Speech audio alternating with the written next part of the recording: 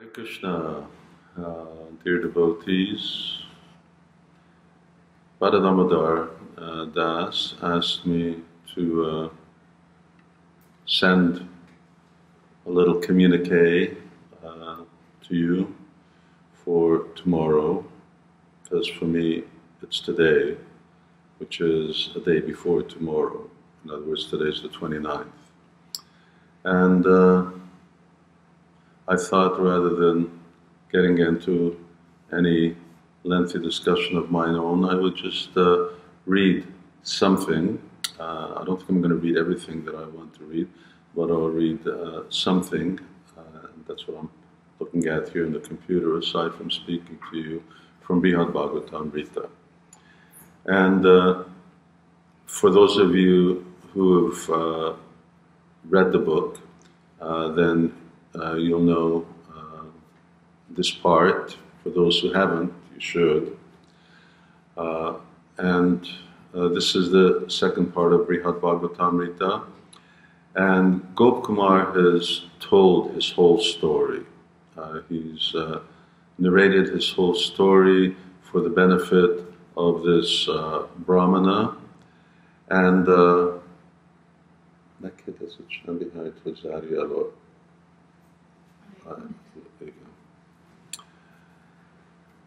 I just asked Bhanumati to do something. And after hearing all of the spiritual growth of Gopkumar and his path to perfection, then this Brahmana, Mathura Brahmana, doesn't really quite mature in his own spiritual development. So, not knowing what else to do, then Gopkumar, who is now a Premi Bhakta, he places his hand on his head. And Gopkumar at this point is called Sarup because he's revealed what his eternal identity is. So Parikshit Maharaj is speaking like this. Sri Parikshit said, when Sarup saw that the Brahman, even after spoken to in this way, had not awakened to the treasure of pure love, Sarup put his hand on the Brahman's head.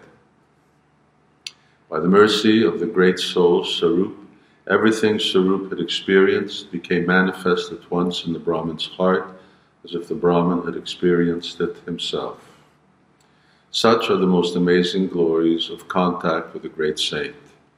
By that contact, this Brahman suddenly achieved perfection, realizing his eternal identity. Now, following this is what I want to read. I think part of it. I don't think we'll be able to read all of it. I could, but the internet here is so bad that I don't think that I'd be able to send the whole recording to you, or at least a long one. But it's the longest commentary in Brihad Bhagavatamrita, and I believe it's 40 pages long, or 24 pages long. And it's about the association of Vaishnavas and the benefit of Vaishnava association, especially Vaishnav like Sarup. So here's the commentary. Usually only the Lord's most qualified devotees attain pure love of God. And excuse me if I'm not looking at you, because I'm reading at the same time, so I'm looking at the screen.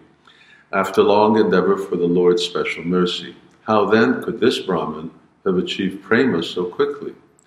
Only by coming in contact with a powerful saint. The Brahman's own efforts alone would have been of no avail. His success was possible by the unique glories of Vaishnava association, incomprehensible to material minds. In Srimad Bhagavatam, Sri Devahuti remarks, Sango yas samsviter hetur asatsu vihito dhiya saeva sarashu krito nishangatbhaya kalpate. I think I'll skip reading the Sanskrit just to save time, and I'll just read the translation.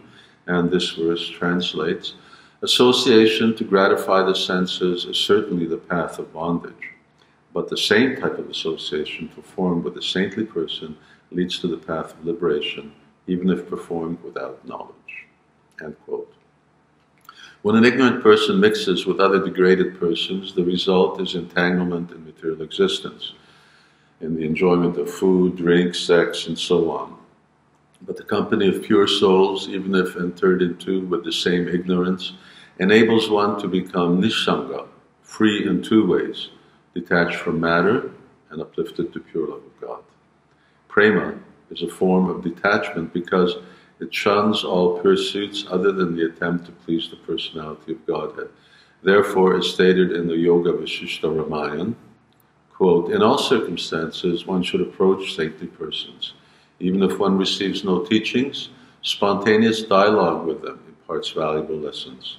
When one approaches persons who have real knowledge, emptiness overflows with fullness, death becomes immortal nectar, and disasters can seem like good fortune. In the Srimad Bhagavatam, Sri Vidura says, quote, by serving the feet of the spiritual master, one develops transcendental ecstasy in the service of the personality of Godhead, who is the unchangeable enemy of the Madhu demon, and whose service vanquishes one's material distresses. Vidura here speaks to his Shiksha Guru, Maitreya Muni. By serving Maitreya, Vidura expects to obtain the service of the Supreme Lord, who is difficult to understand, but whom one can approach by serving his pure devotees. The Supreme Person is Kutastha, which means both unchanging and inconceivable. He is also Kutastha in the sense that he is famous for being offered on a kut, a mountain of food, while standing on a special peak, that of Govardhan. At the lotus feet of Krishna, the enemy of the demon Madhu, a sincere servant of the Vaishnavas can obtain the Ratiras, a never-ending festival of prema, from which comes an enjoyment so intense, tibra, that nothing can impede or interrupt it. Material existence is full of various miseries, but devotional service at Lord Krishna's lotus feet, padayo, eradicates them all, vyasanaradhana.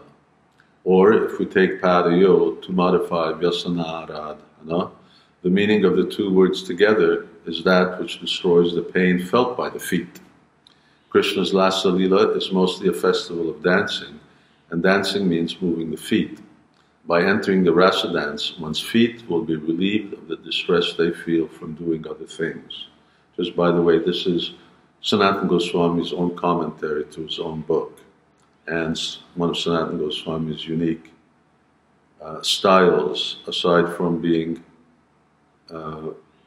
extremely rational and very understandable, is that he gives many ways of understanding things, and they're very wonderful ways. Now, as Sri Kapila tells his mother, Satam Prasanga, very famous verse, in the association of pure devotees, discussion of the pastimes of the Supreme Personality of Godhead is very pleasing and satisfying to the ear and the heart. By cultivating knowledge of the Lord's activities, one gradually becomes advanced on the path of liberation, and thereafter one is freed and one's attraction becomes fixed. Then real devotion and devotional service begin. End quote. Here Lord Kapila Dev mentions three symptoms of the gradual development of prema: firm conviction, shraddha, love for the Lord, rati, and unswerving dedication to his service, bhakti. In the course of devotional advancement, each of these symptoms become manifest naturally without separate endeavor. Lord Kapila Dev does not intend to say that the sequence of developments is literally shraddha, then rati, then bhakti. Rather, we should understand that first the new devotee acquires faith, shraddha, then takes up the process of bhakti by hearing, chanting, and serving, and later achieves rati. Because bhakti means both the practice of devotional service and the mature stage of spontaneous love, to say that rati prema is the fruit of bhakti is correct. With the same concept of bhakti in mind, Sri Dhruva says to Lord Vishnu, O unlimited Lord, kindly bless me so that I may associate with great devotees who engage in your transcendental loving service constantly, as the waves of a river constantly flow. Such transcendental devotees are completely situated in an uncontaminated state of life. By the process of devotional service, surely I will be able to cross the nescient ocean of material existence, which is filled with the waves of blazing fire-like dangers. It will be very easy for me, for I am becoming mad to hear about your transcendental qualities and pastimes which are eternally existent. End quote. Because the devotees of Vishnu serve him constantly, bhaktim muhu prabhatam, their hearts are completely pure, amala shayanam, and for that reason they are exalted souls, mahatam. The association of such Vaishnavas is extremely desirable.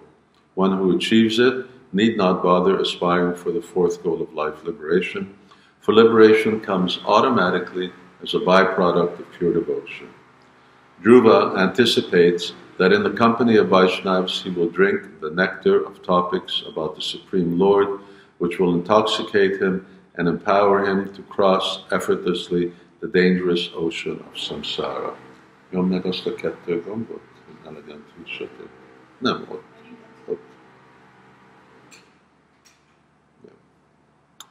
Drunkards are mainly interested in the taste of their liquor.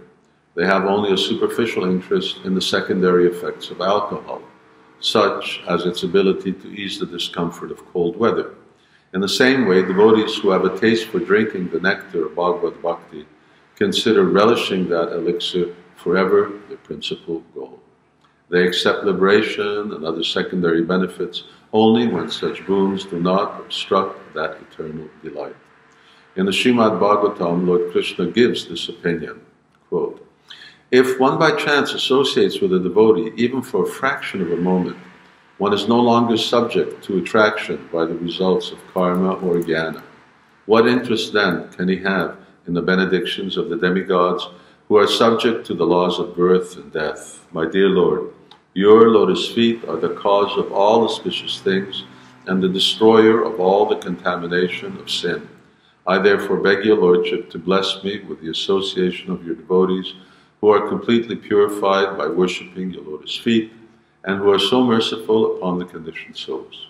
I think that your real benediction will be to allow me to associate with such devotees. End quote. Rather than liberation, what to speak of royal power and the other kinds of success that ordinary people value, Lord Shiva would prefer even a moment's association with those who keep company with the personality of Godhead. In other words, the company of the Supreme Lord's devotees dances on the head of all other goals of life. The lotus feet of the Supreme Lord, who killed the demon named Aga, removes all sin. The Lord's fame is the source of all holy tirthas, including the river Ganga and also the river Jamuna, whose bathing ghats the gopis approach to fetch water. Lord Shiva takes two purifying baths, one externally in the Ganga and the other internally in the Jamuna. Similarly, a bath in the Supreme Lord's fame purifies his devotees in two ways, externally by absolving them from hellish punishment, and internally by cleansing their hearts of desires for material enjoyment. Persons dedicated to the fame of the Supreme Lord and to his lotus feet are merciful to all creatures. Such devotees always live purely, devoid of lust and other contaminations of the heart, and they have simplicity and all other exemplary qualities. Lord Shiva prays that Lord Vishnu's greatest mercy on him would be simply to let him come in touch with the Supreme Lord's devotees. In the fifth canto, Sri Jadbharat speaks likewise, Rahuganaita Tapasanna Jati, quote, my dear King Rahugana, unless one has the opportunity to smear his entire body with the dust of the lotus feet of great devotees, one cannot realize the absolute truth. One cannot realize the absolute truth simply by observing celibacy, brahmacharya, by strictly following the rules and regulations of household life, by leaving home as a vanaprastha, by accepting sannyas, or undergoing severe penances in winter, by keeping oneself submerged in water, or in summer by surrounding oneself by fire and the scorching heat of the sun. There are many other processes to understand the absolute truth, but the absolute truth is revealed only to one who has attained the mercy of a great devotee. End quote. Another quote. Who are the pure devotees mentioned here? This is like still Maharaj Rishabdev. In an assembly of pure devotees, there's no question of discussing material subjects like politics and sociology. In an assembly of pure devotees, there's discussion only of the qualities, forms, and pastimes of the Supreme Personality of Godhead, who is praised and worshipped with full attention. In the association of pure devotees, by constantly hearing such topics respectfully, even a person who who wants to merge into the existence of the absolute truth abandons this idea and gradually becomes attached to the service of Vasudeva. In the verse just before the two quoted here, Jad Bharat identified the absolute truth as Bhagavan, the personality of Godhead, and as Vasudeva, the darling son of Vasudeva. Now, he tells King Rahugana that this supreme person is impossible to achieve by any of the usual methods of spiritual advancement, unless, along with those methods, one bathes in the dust from the feet of pure Vaishnavas. It is not enough to follow the prescribed duties of one varna and ashram, concentrate one's mind, one-pointed tapas, execute Vedic sacrifices, distribute food and other charity, work piously as a householder, study the Vedas, or worship water, fire, the other elements of nature and their presiding deities, Varuna, Agni, and so on. These efforts may help one achieve the favor of Lord Vasudeva only when the sadhaka has also pleased the Lord's devotees. And by satisfying the devotees, one can win the mercy of the Supreme Lord, even if one has not performed any of these purifying acts. Lord Krishna is known as Varuna Shloka. He whose spotless fame drives away all ignorance. When one has bathed in the dust of the feet of his devotees, one can enter the company of those devotees and hear from them about Krishna's transcendental qualities, beginning with his incessant kindness towards his devotees. Hearing day after day this pure Krishna Katha raises a materialist to the level of an aspirant for liberation, and such an aspirant to the level of a sincere interest in devotional service to Krishna. In the same narration, Rahugana replies to Jad Bharat, quote, "This birth as a human being on earth is the best of all. Even birth among the demigods in the heavenly planets is not as glorious. What is the use of the exalted position of a demigod? In the heavenly planets, due to profuse material comforts, there is no possibility of associating with devotees." Unquote. Human life is the most congenial situation for becoming attracted to Bhagavad Bhakti. Demigod life may be desirable to foolish persons, but great saints like Jad Bharat rarely even visit the heavenly planets. The demigods, being too much absorbed in sense gratification, generally do not deserve the company of such pure Vaishnavas. Rather than travel to heaven, saintly Vaishnavas who keep their hearts cleansed by contemplating the glories of Lord Rishikesh usually prefer to wander among the holy places on earth. In the opinion of Sri Prahlad Maharaj, Naisang Smati Tavad, quote, "Unless persons very much inclined towards materialistic life smear upon their body the dust of the lotus feet of a Vaishnava completely freed from material contamination, such persons cannot be attached to the lotus feet of the Lord, who is glorified for his uncommon activities. Only by becoming Krishna conscious and taking shelter at the lotus feet of the Lord in this way can one become free from material contamination." Just before Prahlad made this statement, he expressed concern for the ignorant materialists of this world who cannot recognize that the best goal for their own self-interest is Lord Vishnu. Such gross materialists must bathe in the foot dust of pure Vaishnavas who reject all forms of selfish enjoyment and care about nothing but Bhagavad Bhakti. For otherwise the minds of such gross materialists can never shift towards devotional service to the Lord. Without the mercy of great devotees, foolish materialists cannot ascertain spiritual truths, even theoretically, what to speak of reap its tangible fruits. Let me see, how long have I been talking? 18 minutes. I think that's quite a long recording. The dust of the lotus feet of Vaishnavas. This is now myself talking, I'm not going to read any further. My humble request to devotees, associate with advanced Vaishnavas. Sadhu Sangha, Sadhu Sangha Sarva Shastra Hoy. So the association of Vaishnavas is a great blessing. It's the only means to become free from material entanglement, to become purified at heart, to attain love for Krishna, and ultimately to attain Krishna's mercy. So, in your pursuit of Krishna consciousness, always know how to recognize advanced devotees, find them out, render service to them, get their association, Bhakta Pada Duli, or Bhakta Pada Jal, Bhakta Bhunkti Avishesha Dina Mahabal. Take the dust from their feet, drink the water that touch their feet, and eat the remnants of their food. These are Dina Mahabal. These are three very powerful things. And of course, even more important than that is hear from Vaishnavas, because ultimately that everyone can have access to. These other things may not be so easy to get, and Vaishnavas will be very reluctant to let you have access to these things. But glorifying Krishna is the life of every Vaishnava. That's how a Vaishnava can be recognized, by how much he speaks about Krishna. And hearing from that Vaishnava also carries the dust of his lotus feet, the water that has washed his feet, and also the remnants of his foodstuff. They're all contained in that transcendental sound vibration. Hare Krishna, Srila Prabhupada ki jai.